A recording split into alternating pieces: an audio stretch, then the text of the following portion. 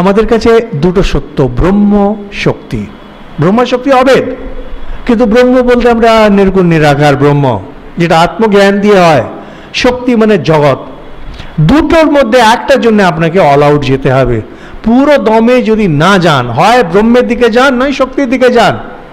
ব্রহ্ম মানে সমস্ত সব কিছু ত্যাগ করে একবারে পুরো আমার আত্মজ্ঞান চাই চাই, এর নিচে আর কিছু চলবে না। তা না হলে বি দ্য বেস্ট শক্তি।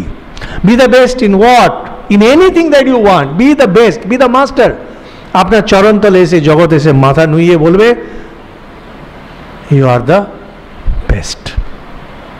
এই দুটোর নিচে যদি আপনি কিছু করেন তাহলে আপনি পোকা মাকড়, জগৎ এভাবে মারবে আপনাকে। একটা নোংরা শব্দ আছে না, জুতাইবে, জগৎ জুতাইবে আপনাকে, কারণ আপনার শক্তি নেই।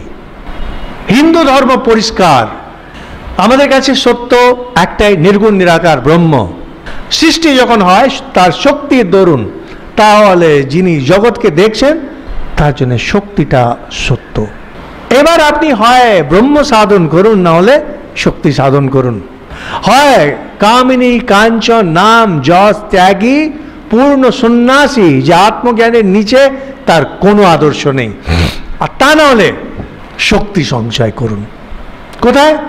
যেখানে আপনি পারেন, যে কোনো ফিল্ডে, বি দ্য বেস্ট। কিন্তু আমরা তো ওই ঠাকুরের বর্ণনায় বাজারে গরু কিনতে গেছে, তার লেজে হাত দিয়ে দিচ্ছে, গরুটা শুয়ে পড়ছে, কোনো শক্তি নেই। ঠাকুর বলছে চিড়ের ফলা, ভ্যাদ ভ্যাদে, কিছুই নেই ভেতরে। হিন্দু ধর্মের এগুলো আদর্শ না। ছিল গত 1000-1100 বছর আমাদের দিনকাল খুব খারাপ ছিল, যে এসেছে মেরে পিটিয়ে এই অনেক কিছু করে দিয়েছে।